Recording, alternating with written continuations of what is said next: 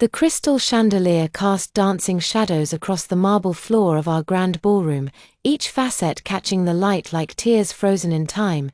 200 guests and their finest attire filled the space. Friends, family, colleagues, all gathered to celebrate 15 years of what they believed was marital bliss. I stood at the center of it all in my emerald silk gown, the one Daryl had said made my eyes sparkle like precious stones. How naive I had been to believe his compliments still held meaning. The orchestra played softly in the background as Daryl raised his champagne flute, his practiced smile gleaming under the warm lights. At 38, he was still devastatingly handsome, the kind of man who commanded attention when he entered a room. His dark hair was perfectly styled, his tuxedo impeccable, his confidence radiating like heat from a fire. Ladies and gentlemen, his voice boomed across the room, silencing conversations. Thank you all for joining us tonight to celebrate 15 wonderful years of marriage. The crowd turned toward us, glasses raised, faces beaming with anticipation. Our children, Pamela, 13, and Lawrence, 11, stood nearby, their faces glowing with pride for their father. They had no idea what was coming. Neither did I at that moment. But then Daryl did something that shattered my world into a million irreparable pieces. He walked away from me.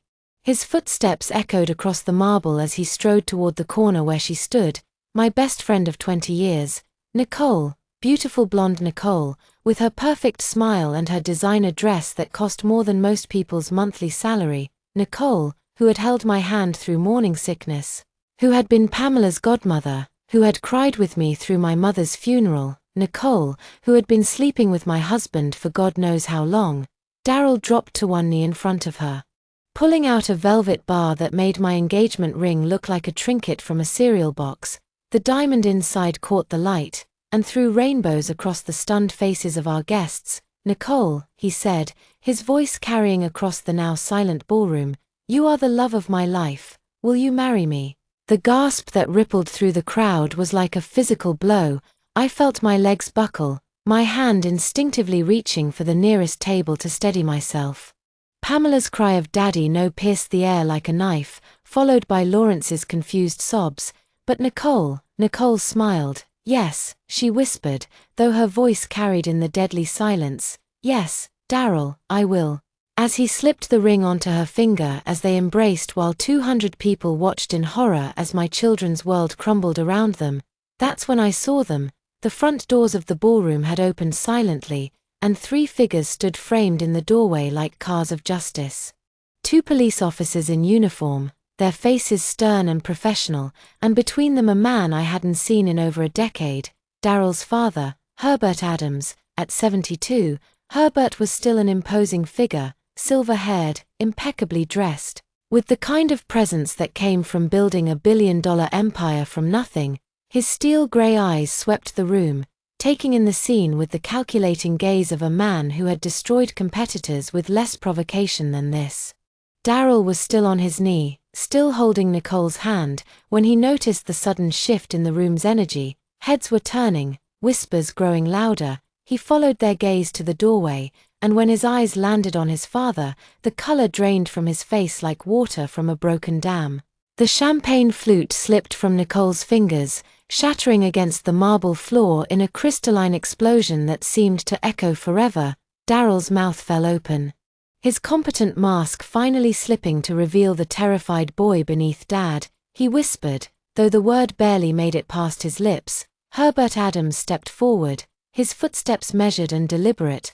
The police officers flanked him, their hands resting casually on their belts. The crowd parted like the Red Sea, sensing something momentous was about to unfold. And in that moment, as my husband's face went white as snow, as Nicole's hand flew to her throat in a gesture of pure panic, as my children looked between their father and grandfather with confusion and fear, I allowed myself the smallest of smiles. The trap had been set months ago. Tonight it would finally spring shut. But to understand how we arrived at this moment, we need to go back to the beginning of the end. When I first discovered that my perfect life was built on foundations of lies and betrayal. Before we rush back in, please tell us in the comment which country you are watching this video.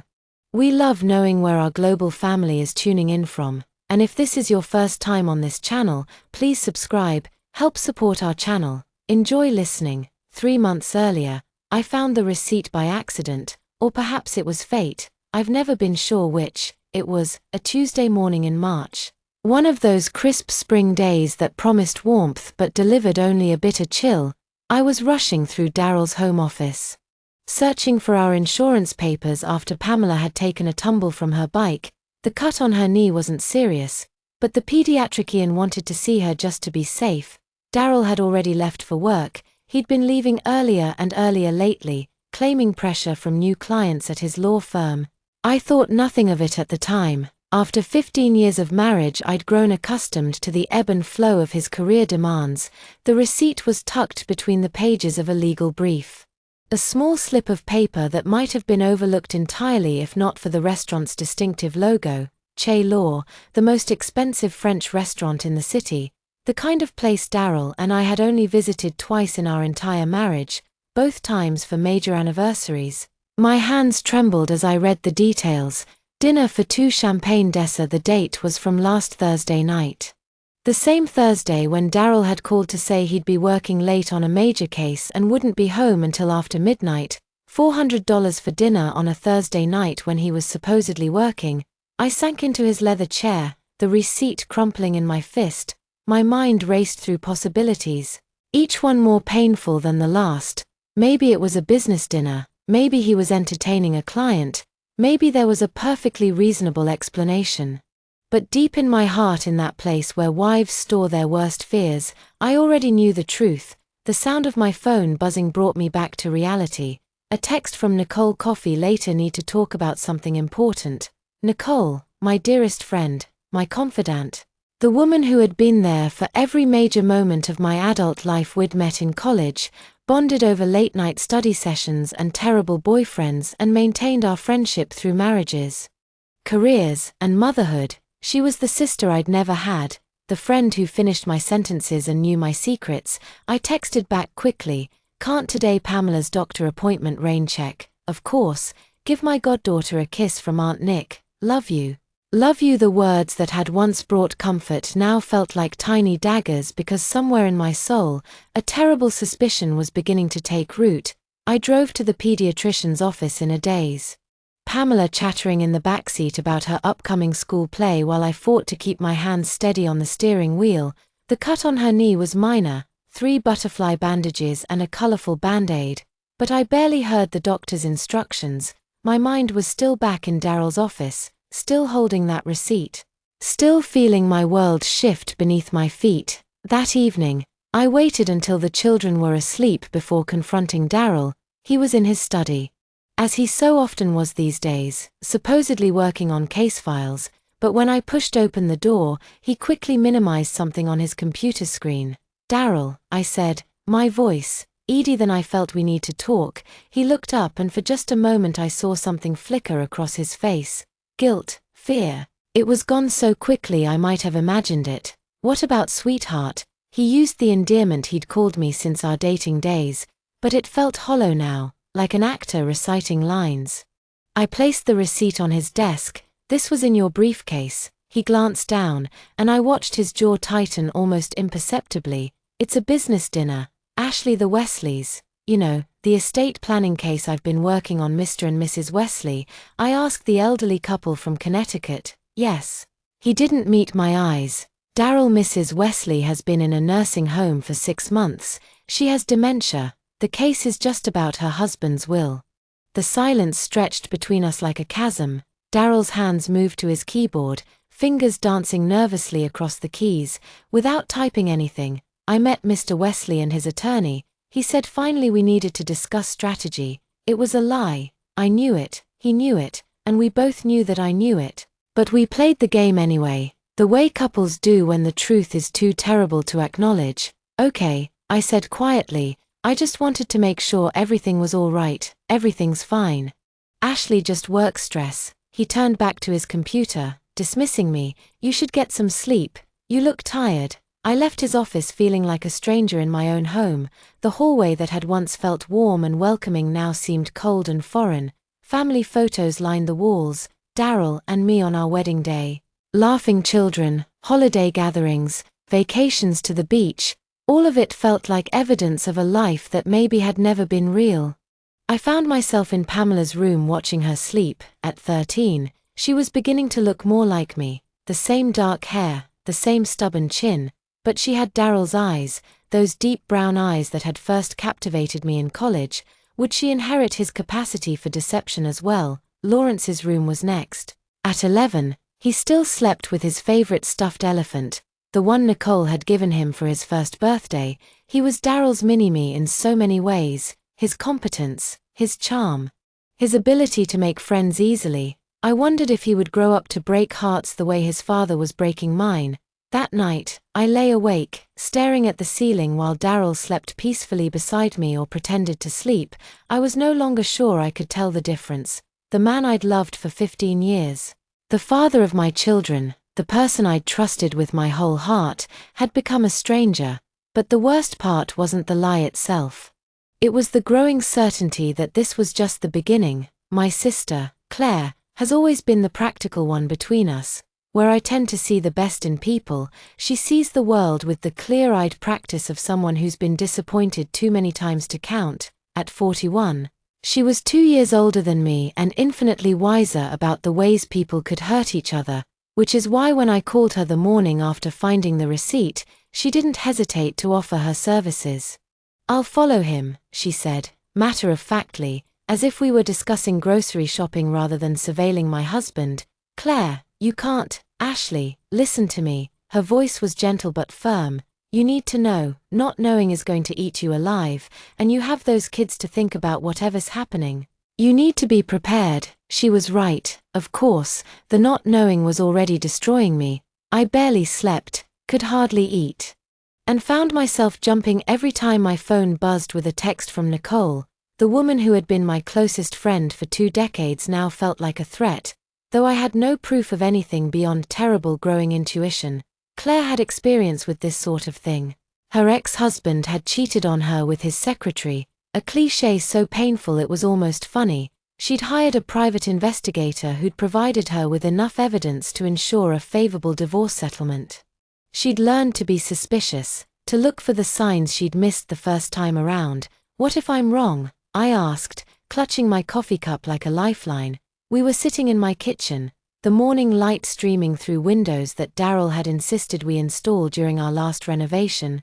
What if it really was a business dinner? Claire reached across the table and took my hand. "Then you'll apologize to Daryl for doubting him, and you'll have peace of mind." "But Ashley," she paused, studying my face, "you don't really think you're wrong, do you?" I couldn't answer, because she was right deep down in the place where wives there and fear.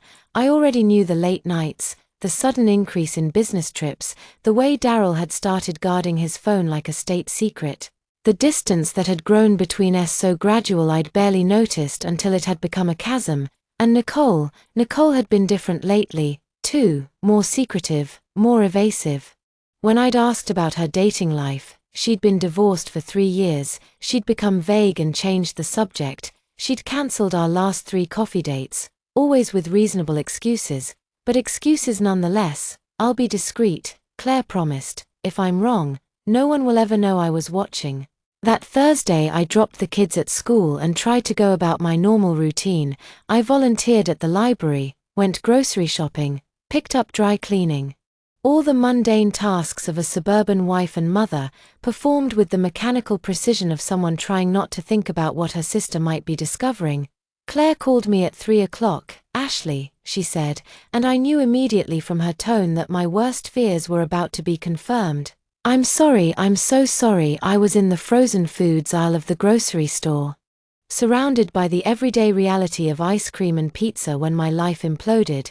"Tell me," I whispered. "He's at the Riverside Hotel room 412. He's been there for 2 hours. She paused and I could hear the reluctance in her voice. "Ashley, he's not alone?" "Who?" I asked, though I already knew Nicole. The word hit me hard. I leaned against the freezer case, the cold seeping through my jacket, and felt 20 years of friendship crumble to dust. "Nicole, my maid of honor, Pamela's godmother. The woman who had held my hand during labor, who had brought me soup when I had this flu, who had listened to me complain about Daryl's snoring and his habit of leaving dishes in the sink, Nicole, who had apparently been sleeping with my husband. How long? I managed to ask. I don't know yet. But Ashley. They looked comfortable together, like this wasn't new. I ended the call and stood there in the grocery store, surrounded by the ordinary chaos of daily life, and felt utterly alone.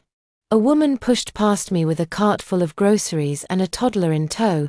Teenagers laughed near the soda display. Life continued around me as if nothing had changed, as if my world hadn't just shifted off its axis. I don't remember driving home. I don't remember putting away the groceries or starting dinner or helping Pamela with her homework. I moved through the evening like a sleepwalker, going through the motions of normalcy while my mind reeled with the implications of what I'd learned. Daryl came home at 7:30, his usual time for a non-hla night. He kissed my cheek, the same perfunctory kiss he'd given me for months, and asked about my day. I told him it was fine. He told me about a difficult client meeting. We sat down to dinner with the children and discussed Pamela's upcoming science fair project and Lawrence's soccer game. We were a perfect family tableau, except for the adultery and betrayal festering beneath the surface. That night, after the children were asleep, I found myself standing in our bedroom doorway watching Daryl get ready for bed. He was brushing his teeth, the same routine he'd followed for 15 years of marriage. But now I noticed things I'd overlooked before, the way he kept his phone face down on the nightstand, the new cologne he'd started wearing, the gym membership he'd suddenly renewed after letting it lapse for 2 years. How long had I been blind? How many signs had I missed or rationalized away? Ashley, Daryl's voice startled me out of my thoughts. You're staring. Am I forced to smile? Sorry, just thinking about tomorrow's schedule. He nodded and climbed into bed, settling on his side with his back to me. Within minutes, his breathing deepened into the rhythm of sleep, or pretended sleep. I was no longer sure I could tell the difference. I lay awake until dawn, staring at the ceiling and planning my next move, because one thing had become crystal clear in the wreckage of my trust. I wasn't going to be the pathetic wife who confronted her cheating husband only to be gaslit and dismissed. I wasn't going to be the woman who screamed and cried and made demands that would only drive him further into Nicole's arms. I was going to be strategic, I was going to be smart. And I was going to make them both pay for what they'd done to my family. The next morning, I did something I'd never done in a long time. I looked through Daryl's phone. He was in the shower, singing off-key the way he did when he thought no one was listening. The sound that had once charmed me now felt like fingernails on a chalkboard. His phone was charging on the nightstand, and for once he'd forgotten to flip it face down. My hand shook as I picked it up. The lock screen showed several notifications. Text from his law firm, a missed call from his brother, and 3 messages from Anne with heart emojis. The passcode, I tried his birthday, then mine, then the kids, nothing. My heart was hammering so hard I was sure Daryl could hear it over the running water. Then, on impulse, I tried Nicole's birthday. The phone unlocked. The betrayal hit me like a second wave. He'd changed his passcode to Nicole's birthday, not mine, not our anniversary, not our children's birthdays, hers. I scroll through their text messages, each one a dagger to the heart, and can't wait to see you tonight, room 412 again. Daryl always told Ashley I have a client dinner and she doesn't suspect anything. Does she, Daryl? No, she's too trusting. Sometimes I think she'd believe anything I told her. And good, I felt guilty lying to her yesterday about coffee, but it was worth it for those 2 hours in bed with you, Daryl. Only 2 more months until the anniversary party. After that, we can stop pretending, and I can't wait to see her face when you choose me. The anniversary party, our anniversary party. The celebration I'd been planning for months, the event meant to commemorate 15 years of marriage, had been turned into their coming out party. They were planning to humiliate me in front of our friends, our family, our children. I took screenshots of everything. Pages and pages of messages dating back 4 months. 4 months of lies, of secret meetings, of them laughing about how naive I was, for months of planning my public humiliation. The shower shut off and I quickly put the phone back where I'd found it, screenshots safely stored in a hidden folder on my own device. When Daryl emerged from the bathroom, towel wrapped around his waist, I was sitting at my vanity, applying makeup with steady hands. "You're up early," he said, not really looking at me. "Couldn't sleep." I met his eyes in the mirror. "I keep having strange dreams about what the future." I turned to face him, giving him my brightest smile. "Our anniversary party. I have this feeling it's going to be a night to remember." Something flickered across his face, perhaps, or excitement about his planned betrayal. "I'm sure it will be after he left for work." I called Claire. "I need a lawyer," I said without preamble. "The best divorce attorney in the city. Money is no object, Ashley. They're planning to humiliate me at our anniversary party in front of everyone we know, in front of our children." My voice was steady, but inside I was burning with a fury I'd never felt before. "I'm not going to let that happen." "What are you thinking?" "I'm thinking that if Daryl wants to play games, I'll play games. But I'm going to win." The lawyer Claire recommended was a woman named Margaret, a partner at one of the city's most prestigious firms. Her reputation was legendary. She'd handled the divorces of senators, celebrities, and Fortune 500 CEOs. Her consultation fee alone was more than most people spent on groceries in a month. I didn't care. Margaret's office was located on the 40th floor of a gleaming downtown skyscraper. Floor-to-ceiling windows offered panoramic views of the city, while expensive art and diplomas lined the walls. She was younger than I'd expected, mid-40s, impeccably dressed with the kind of sharp intelligence that radiated from her dark eyes. "Mrs. Adams," she said, gesturing for me to sit in one of the leather chairs facing her massive desk, "your sister mentioned you might need my services." I told her everything, the receipt, the phone messages, the anniversary party plot. I showed her the screenshots. Watching her eyebrows rise slightly as she scrolled through the evidence. "This is quite damning," she said finally. "Your husband has been remarkably careless with his communications. That's good for us. What are my options?" "We could file for divorce immediately, seek emergency custody orders, freeze joint assets, standard procedure in cases of adultery." She leaned back in her chair, studying me. "But you don't want standard procedure, do you?" "No," I said firmly. "I want them to pay for what they've done. I want justice." Margaret smiled. And it was the smile of a predator who just spotted prey. "Then we're going to need to be creative. Tell me, what do you know about your husband's family finances?" The question caught me off guard. "His family finances? Your husband's father is Herbert Adams, correct? The billionaire real estate developer?" "Yes, but they don't speak. They've been estranged for over a decade." "Estranged perhaps, but not legally severed." "Do you know the terms of the family trust?" I shook my head. Daryl had never talked about his father's money. Herbert Adams had built his empire from nothing, starting with a single apartment building and growing it into a real estate dynasty worth billions. But he'd been a distant, demanding father, and Daryl had rebelled against his expectations early on, choosing law school over business school, independence over inheritance. The rift had become permanent when Daryl married me.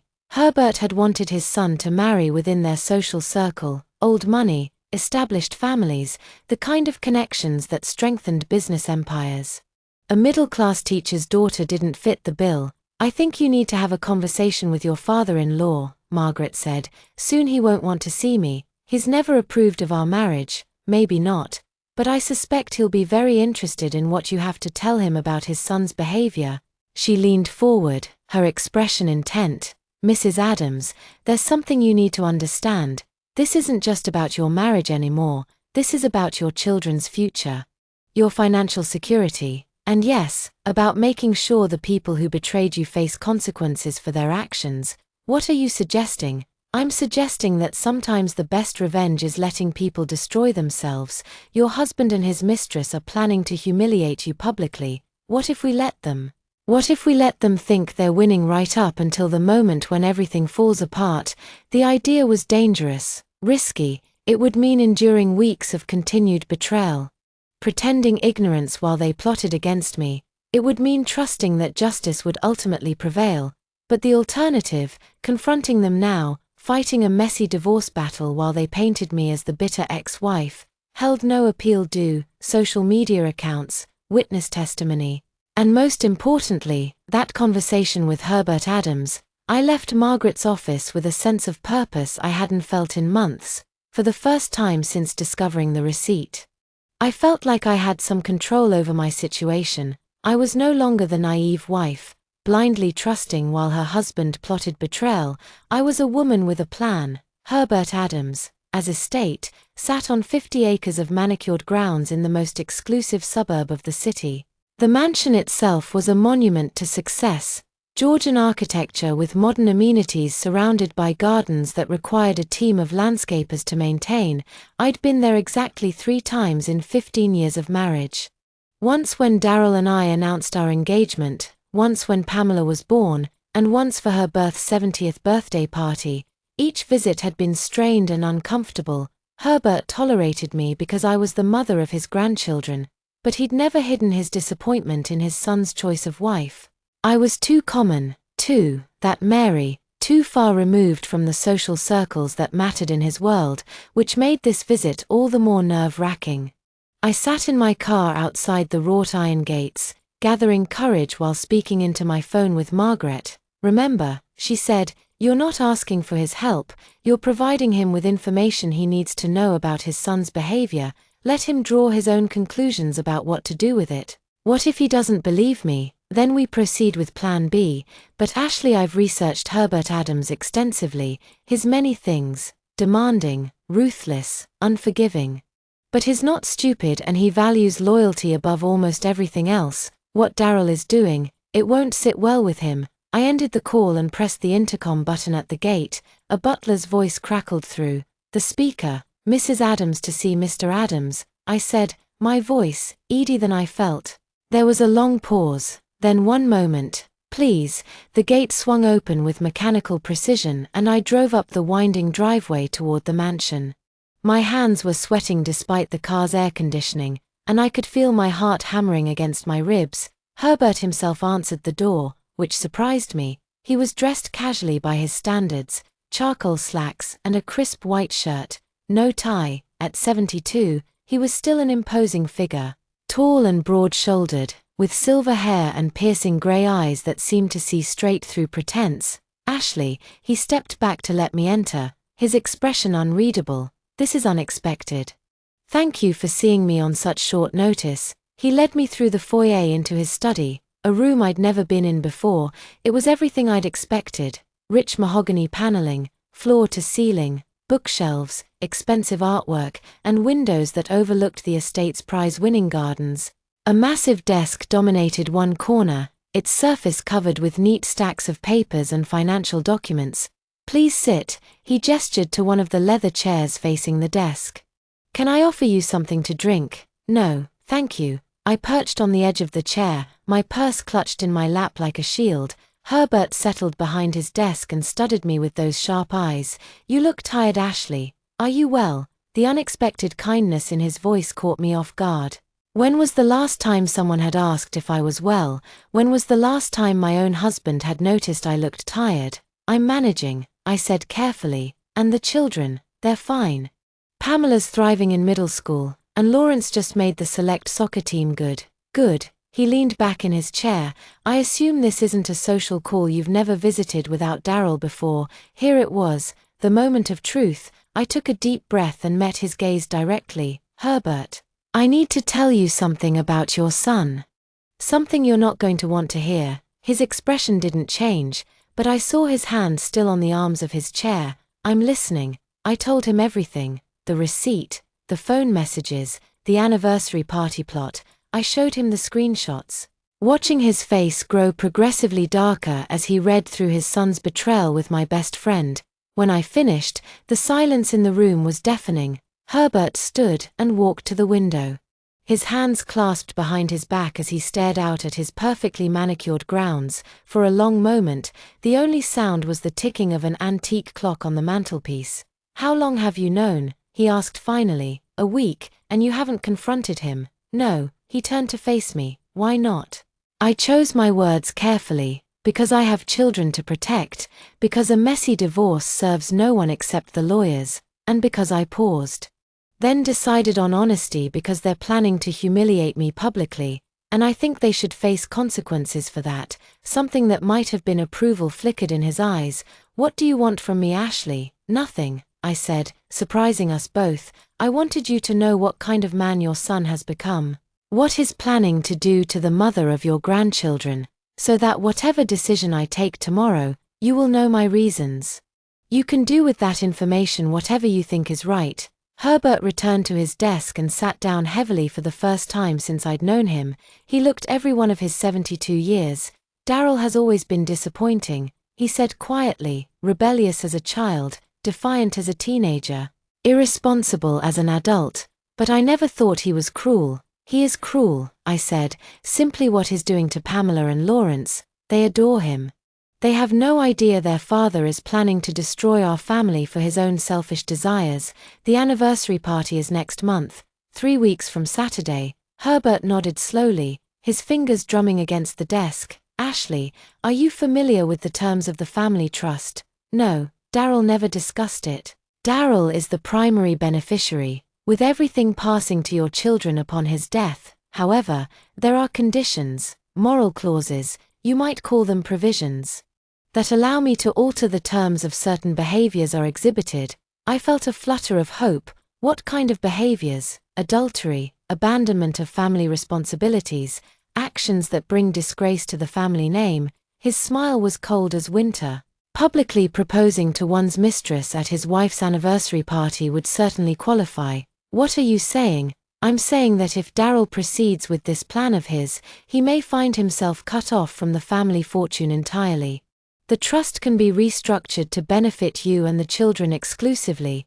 The implications hit me like a thunderbolt. Daryl had always lived beyond his law firm's salary, counting on his eventual inheritance to fund his lifestyle. Without access to the family money, he'd be financially ruined. I sat back in my chair, overwhelmed by the sudden shift in my circumstances. An hour ago I'd been a betrayed wife with limited options. Now I was potentially the primary beneficiary of $1 billion trust.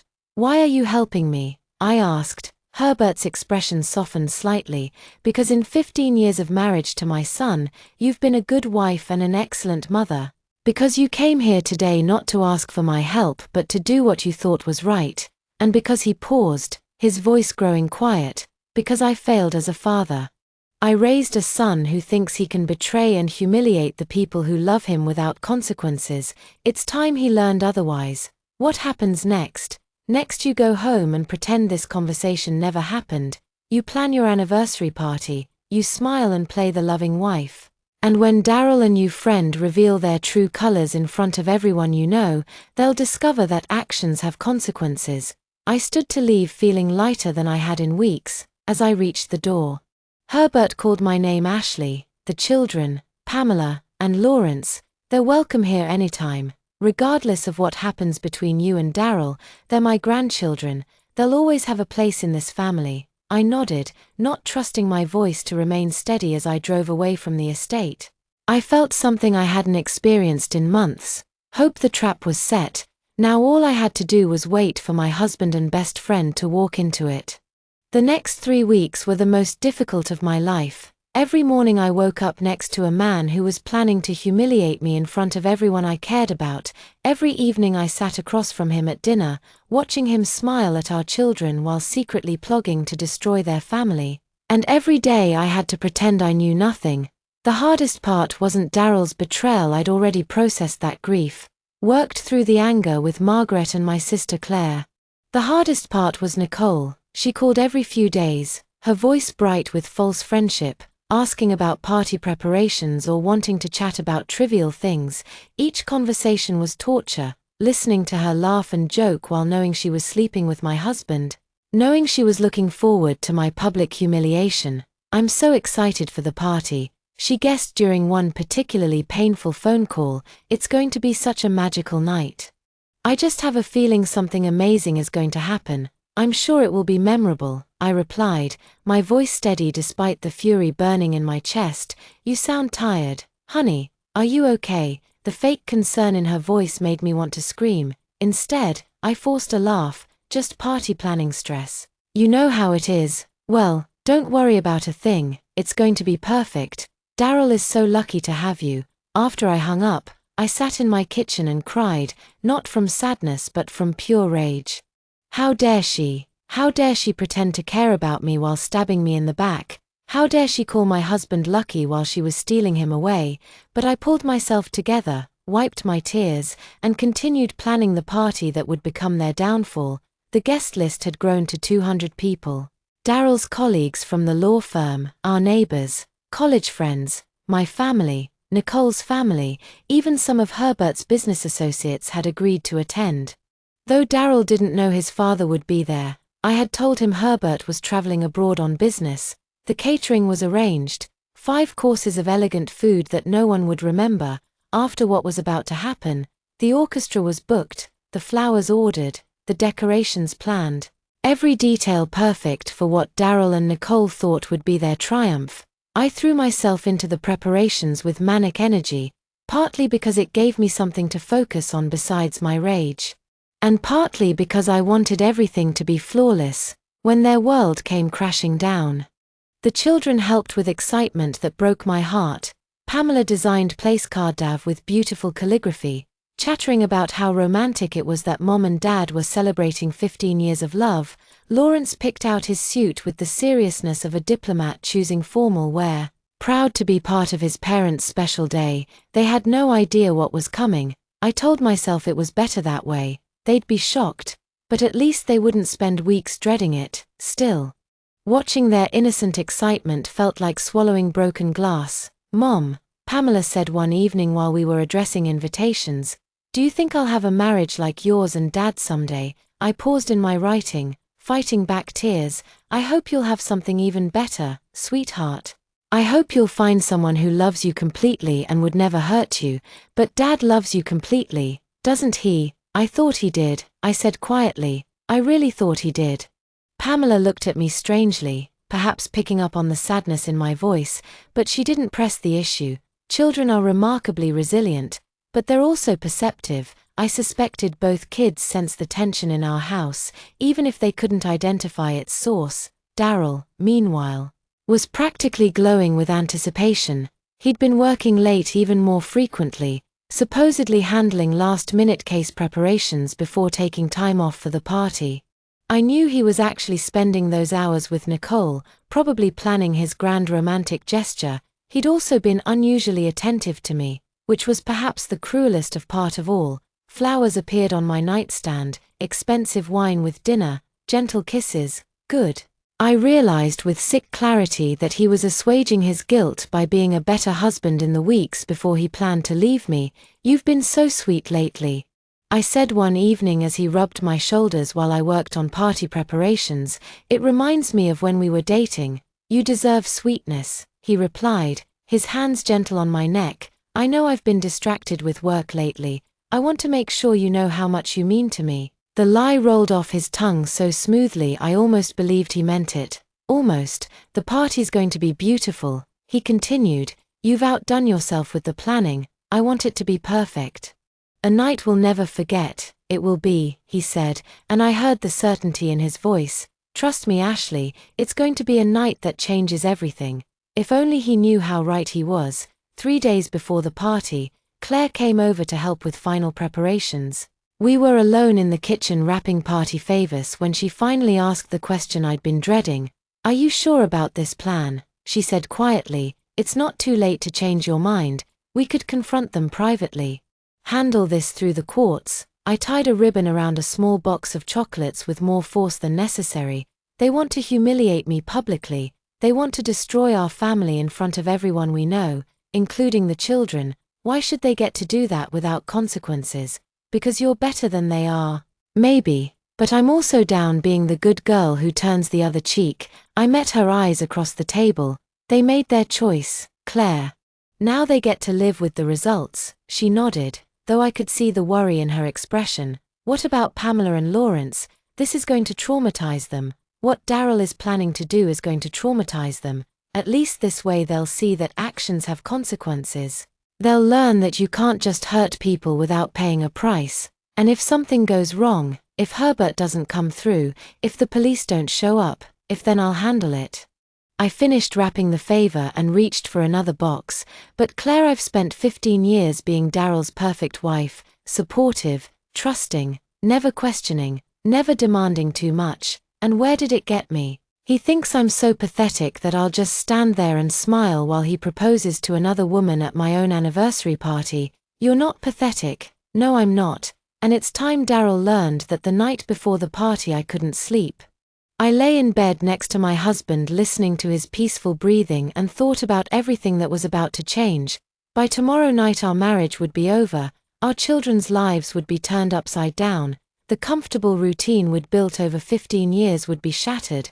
But maybe that was for the best. Maybe it was time to stop living a lie. I slept out of bed and walked through our house, looking at it with new eyes, the family photos lining the hallway. Would Pamela and Lawrence want to keep them, or would they be too painful? The furniture we'd chosen together, would I take it to my new home, or would it carry too many memories in Pamela's room? I watched my daughter sleep and promised her silently that whatever happened tomorrow, I would protect her and her brother. They would get through this. We all would. Back in my own bedroom, I stood at the window looking out at the garden Daryl and I had planted together in our first year of marriage. Their roses were blooming, their petals perfect in the moonlight. Tomorrow everything would be different. But tonight, for just a few more hours, I could pretend we were still the happy family we'd once been. I climbed back into bed and closed my eyes, knowing it would be the last night I ever slept beside my husband. Tomorrow the reckoning would come. The ballroom looked like something from a fairy tale. Thousands of white roses cascaded from crystal vases, their perfume mixing with the scent of expensive candles. The orchestra tuned their instruments while servers in crisp uniforms arranged champagne glasses on silver trays. Everything was perfect, down to the smallest detail. I stood in the center of it all, wearing the emerald silk gown Daryl had complimented so many times and felt like an actress preparing for the performance of her life. In 3 hours, 200 guests would fill the space. In 4 hours, my husband would propose to my best friend in front of everyone we knew. And in 5 hours their world would come crashing down. You look beautiful, Mom, Pamela said, adjusting her own dress, a junior version of mine in soft pink. At 13, she was beginning to show glimpses of the woman she would become.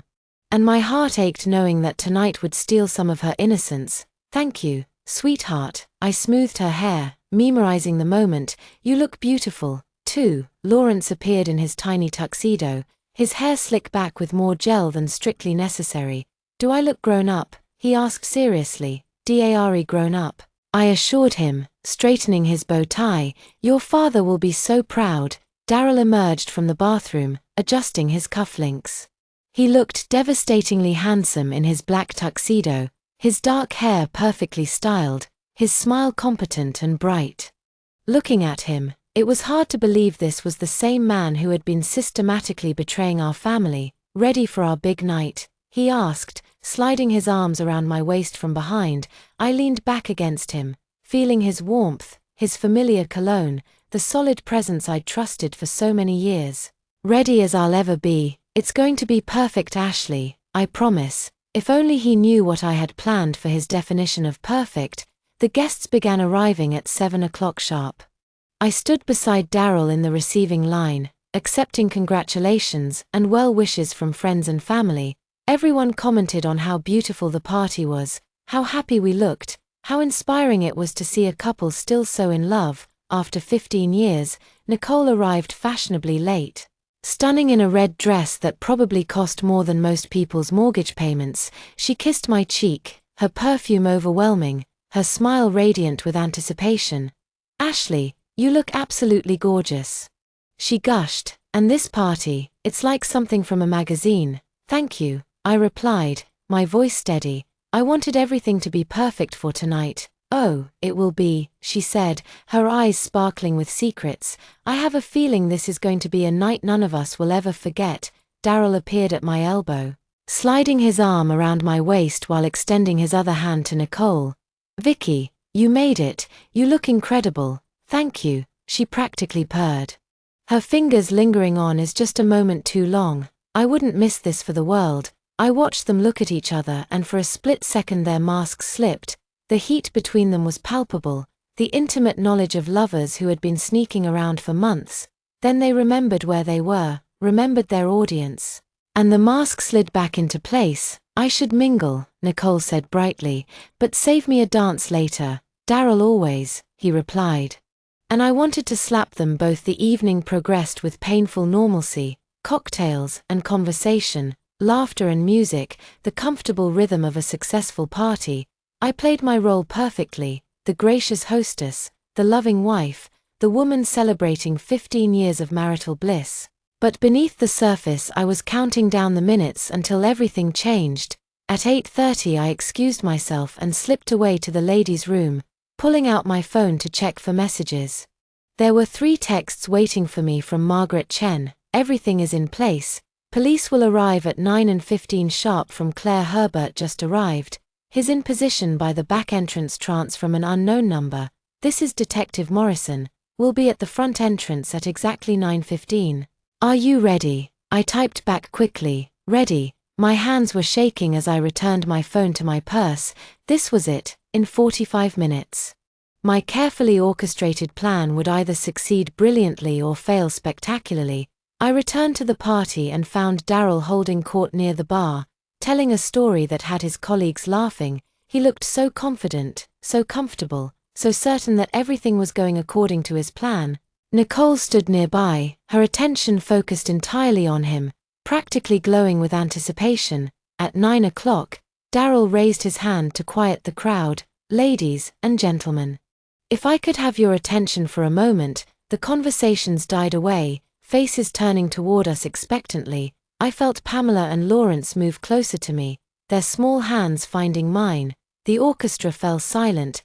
Thank you all for being here tonight to celebrate 15 wonderful years of marriage, Daryl began, his voice carrying easily across the ballroom. He looked directly at me, his smile warm and apparently genuine. Ashley, you have been the most incredible wife, the most amazing mother, the strongest woman I've ever known. The crowd murmured approvingly. Someone in the back called out, here, here, but then Daryl did something that made my blood run cold. He stepped away from me. However, he continued, his voice growing stronger. Tonight isn't just about celebrating the past. It's about acknowledging the future. Confused murmurs rippled through the crowd.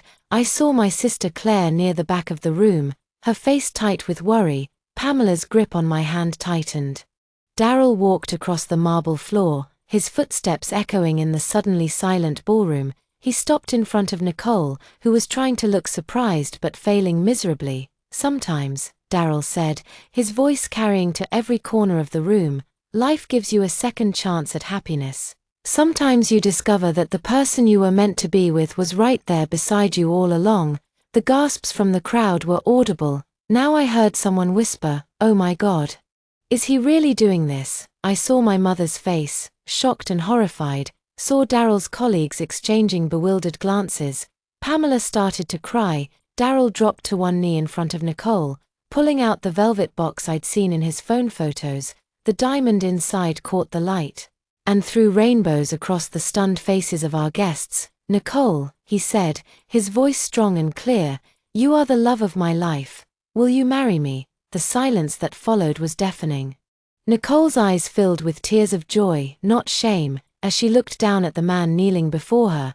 "Yes," she whispered, though her voice carried in the absolute quiet. "Yes, Daryl, I will," as he slipped the ring onto her finger as they embraced while 200 people watched in horrified fascination.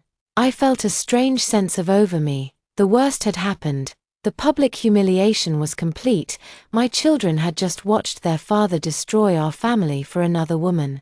But they had no idea what was coming next. The front doors of the ballroom opened with perfect timing, and 3 figures stepped into the doorway, 2 police officers in full uniform, their faces stern and professional, and between them Herbert Adams, at 72. Daryl's father commanded attention wherever he went tonight.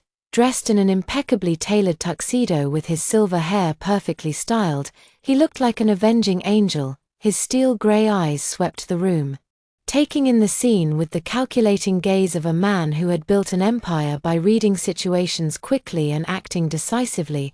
The murmur that went through the crowd was electric. Everyone knew who Herbert Adams was, even if they'd never met him. His photo had been on the cover of business magazines for decades. Daryl was still on his knee, still holding Nicole's hand, when he noticed the shift in the room's energy. Heads were turning, whispers growing louder.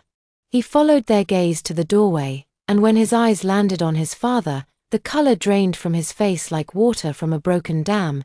The champagne flute slipped from Nicole's fingers, shattering against the marble floor, and a sound that seemed to echo forever. Daryl slowly rose to his feet, his confident mask finally slipping to reveal the terrified boy beneath Dad.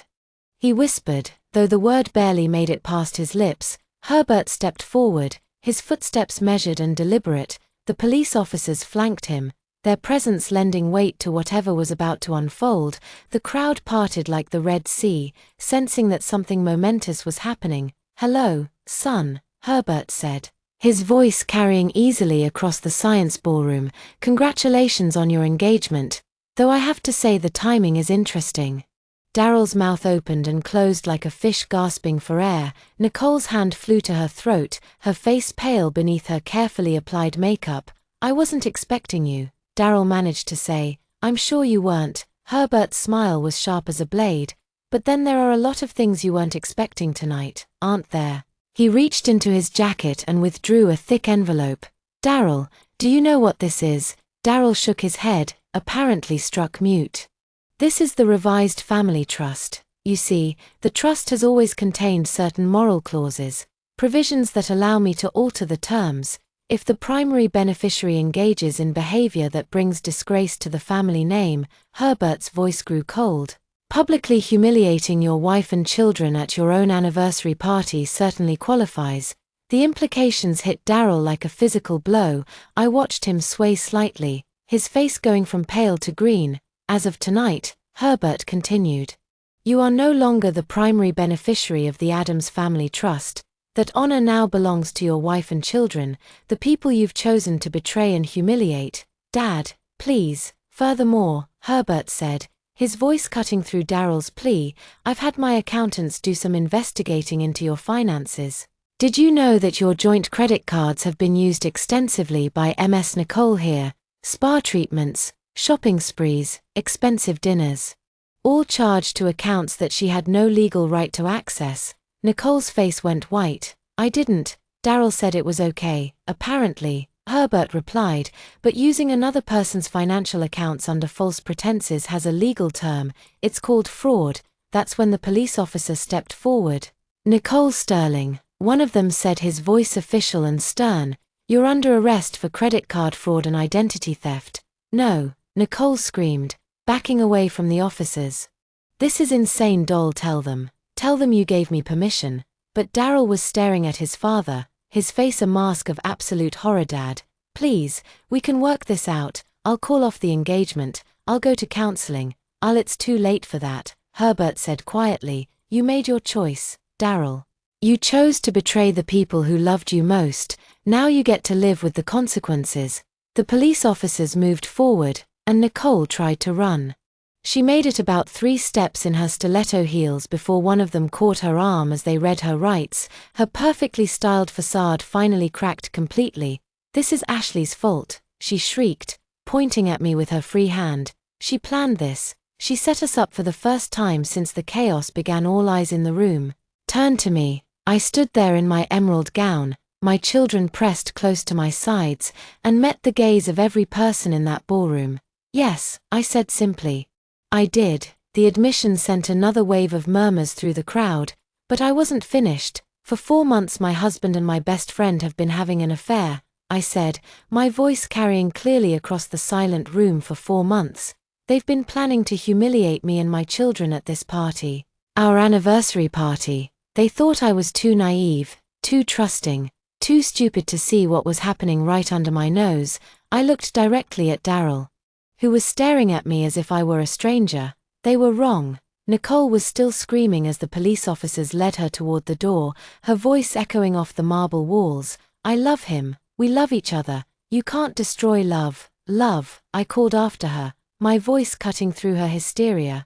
"Love doesn't involve destroying innocent children's lives. Love doesn't involve betraying the people who trust you most. What you two had wasn't love. It was selfishness and cruelty masquerading as romance." The ballroom fell silent except for the sound of Nicole's heels clicking against the marble as she was escorted out. Daryl stood alone in the center of the room, his perfect tuxedo suddenly looking like a costume, his confident facade completely shattered. "Ashley," he said, his voice barely a whisper. "I'm sorry, I'm so sorry." "I know you are," I replied, "but sorry doesn't undo what you've done to our children. Sorry doesn't erase 4 months of lies and betrayal. Sorry doesn't give Pamela and Lawrence back their innocence or their trust in their father." Herbert stepped forward, placing a gentle hand on my shoulder. "Ashley, the children are welcome to stay at the estate tonight if you'd prefer not to go home." I looked down at Pamela and Lawrence, both of whom were crying but trying to be brave. "What do you think?" I asked them quietly. "Do you want to go to grandfather's house?" Pamela nodded, wiping her tears with the back of her hand.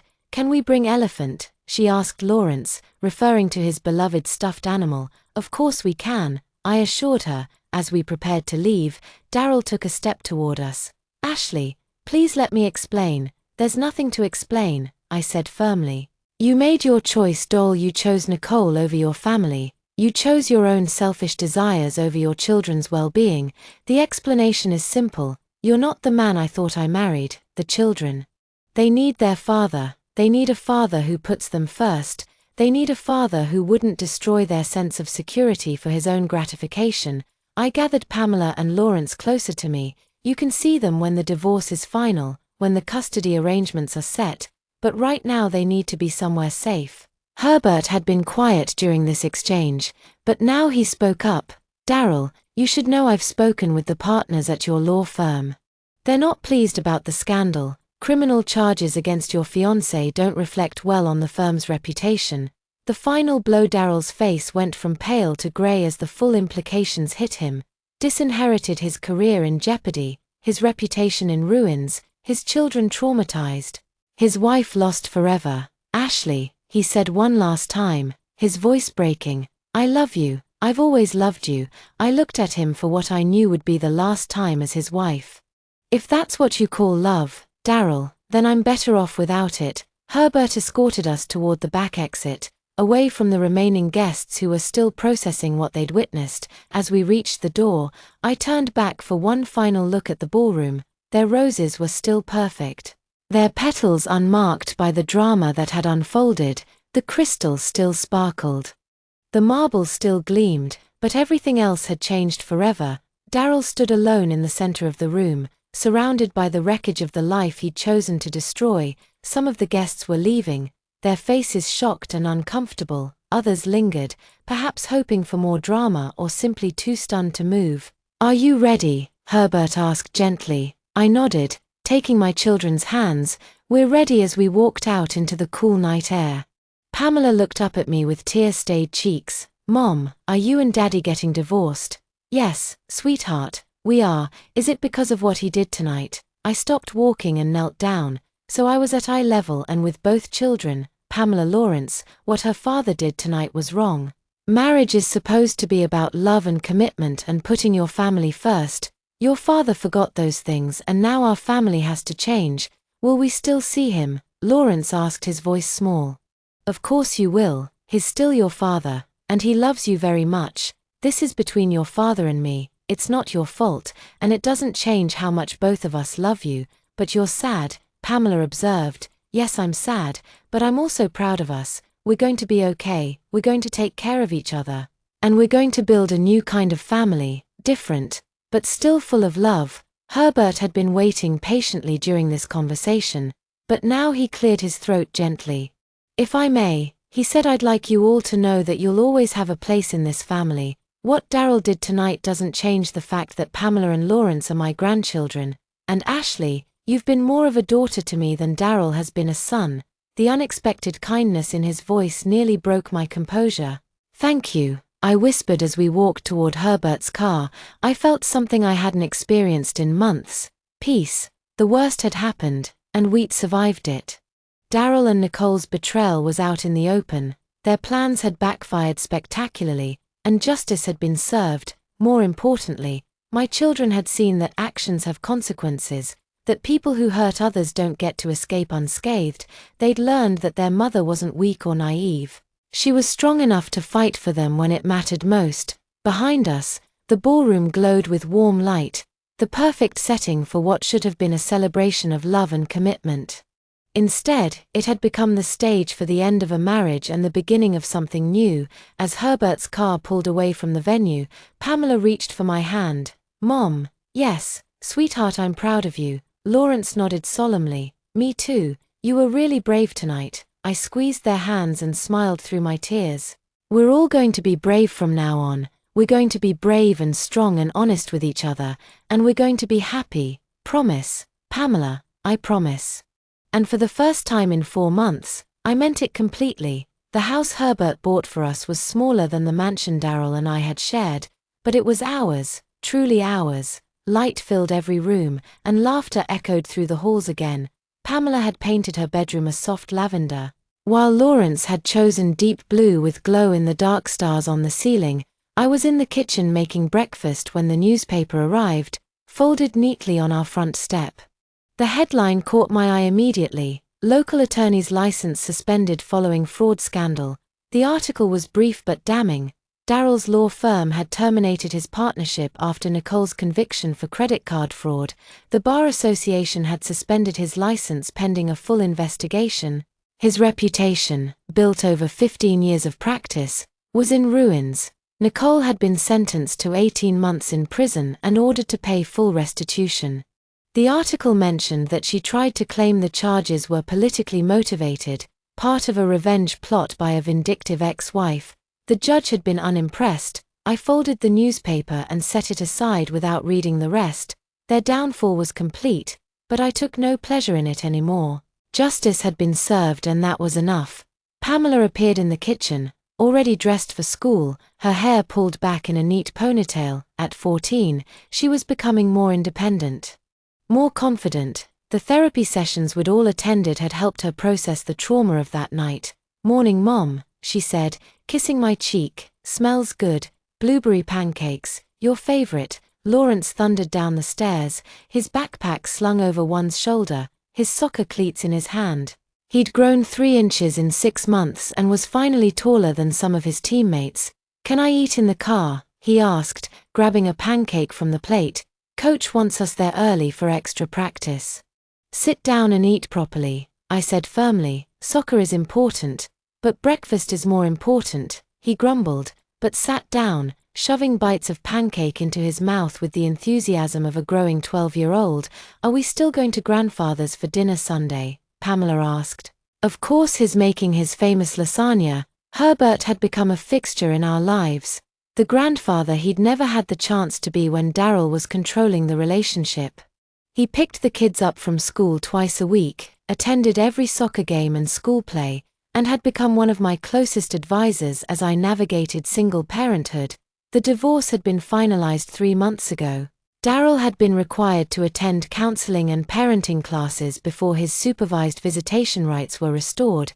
He saw the children every other weekend now, their relationship slowly healing from the damage he'd caused. He'd tried to reconcile with me several times, showing up at the house with flowers and apologies, but the trust was gone, shattered beyond repair. The man who could plan to humiliate me and our children so publicly wasn't someone I could ever love again.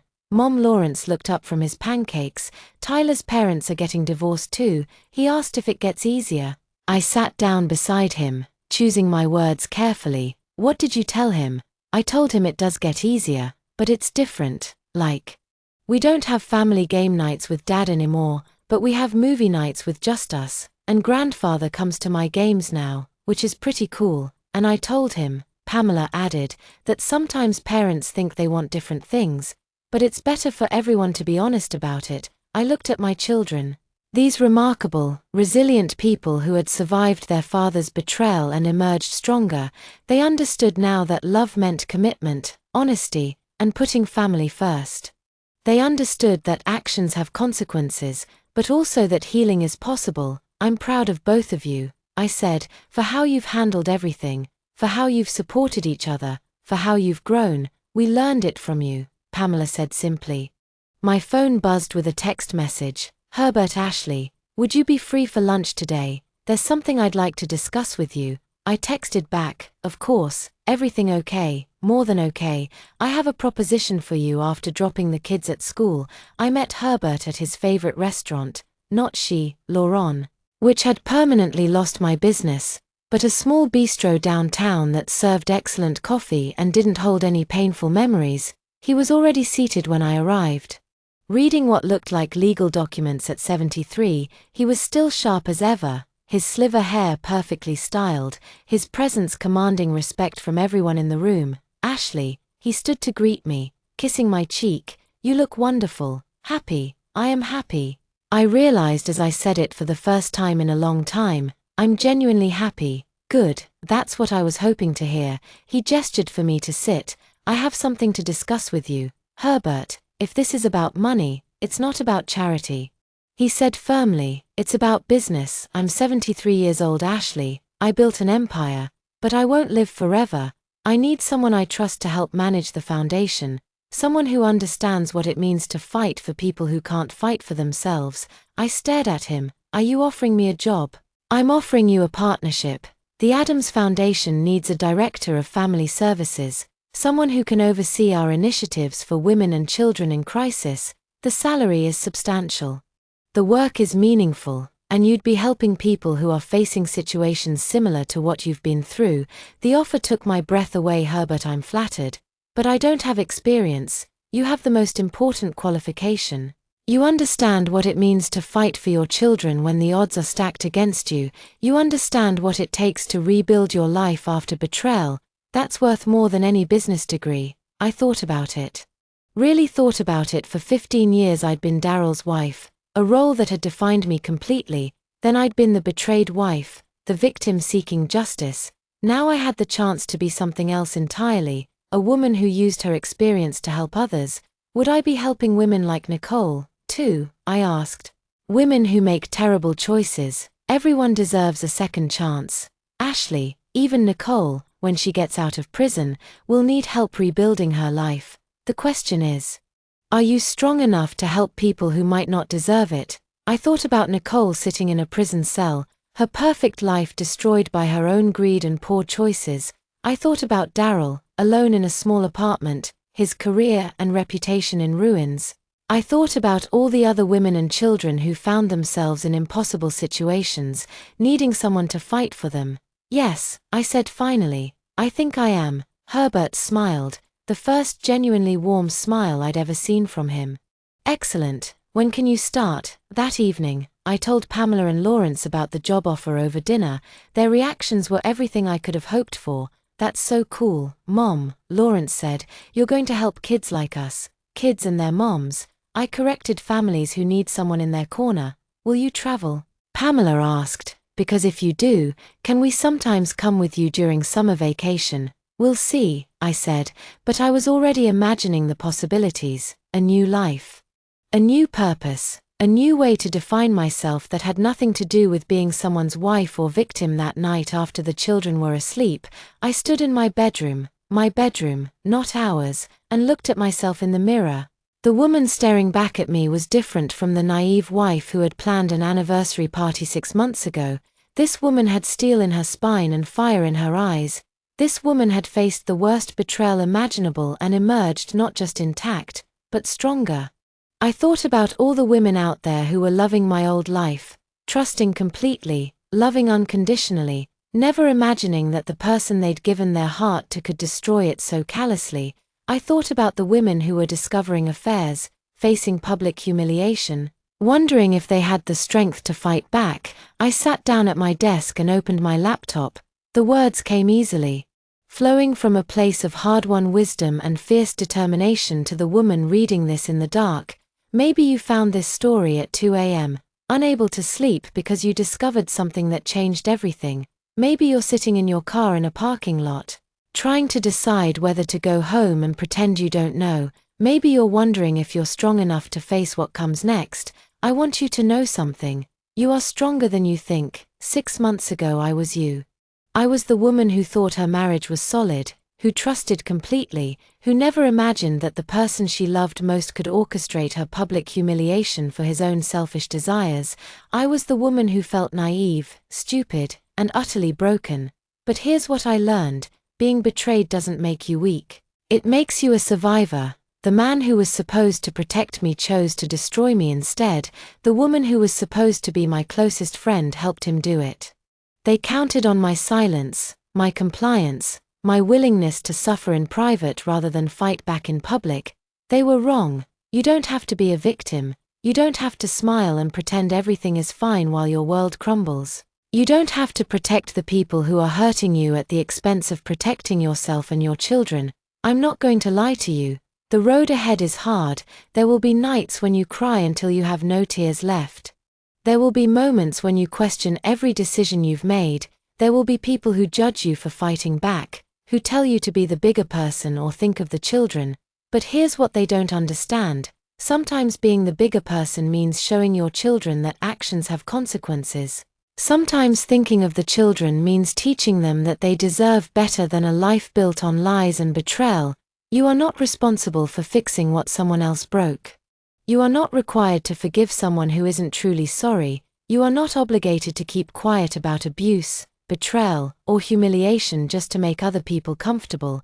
Your pain is valid. Your anger is justified. Your desire for justice is not vindictive. It's human. Find your allies. They might be where you least expect them. A former father-in-law who values integrity over blood relations, a sister who will help you plan your comeback. A lawyer who believes in fighting for what's right. Trust is hard when you've been betrayed, but there are still good people in the world who will stand with you. Document everything. Keep records. Trust your instincts. If something feels wrong, it probably is. You're not paranoid. You're learning to protect yourself, take care of your children, but remember that you matter too. You can't pour from an empty cup.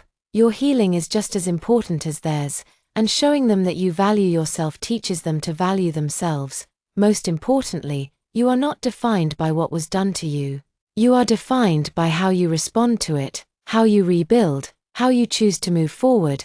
I am free now in ways I never imagined possible.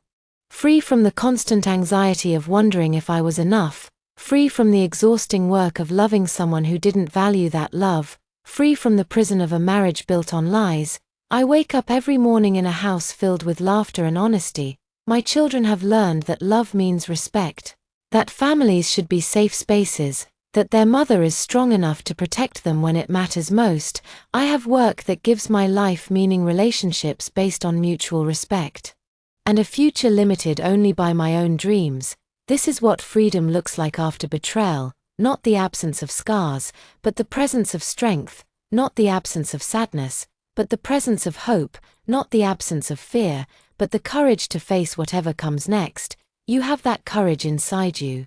You've always had it, now you just need to let it out. The woman who planned to humiliate you at your own anniversary party underestimated you completely. Don't make the same mistake.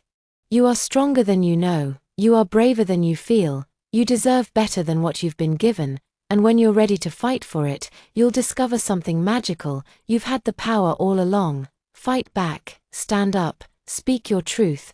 The world is waiting to see what you'll do with your freedom, with love and solidarity. Ashley. I saved the document and closed my laptop, feeling lighter than I had in months.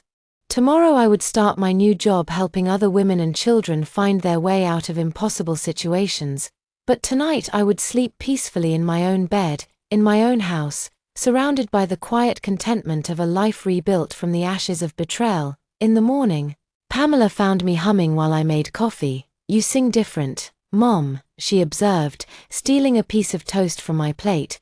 "Different how?" "Happy, like really happy, not just pretending to be okay." Happy. I pulled her into a hug, this wise daughter who had learned too young that the world could be cruel, but had also learned that we could be stronger. "I am really happy," I told her for the first time in a very long time. "I know exactly who I am and what I want to do with my life, and what's that help other people discover that they're stronger than they think they are." Pamela smiled. "I like that. Can I help?" "Sometimes absolutely, will help them together," as she headed off to school. I looked around my bright, honest kitchen and felt something I hadn't experienced in years, the absolute certainty that I was exactly where I was supposed to be. The anniversary party was 6 months, behind me now, but in many ways it had been the beginning of everything that mattered. The beginning of my real life, the beginning of my freedom, the beginning of becoming the woman I was always meant to be. Well, that's all for today's story. If you like this video, please subscribe.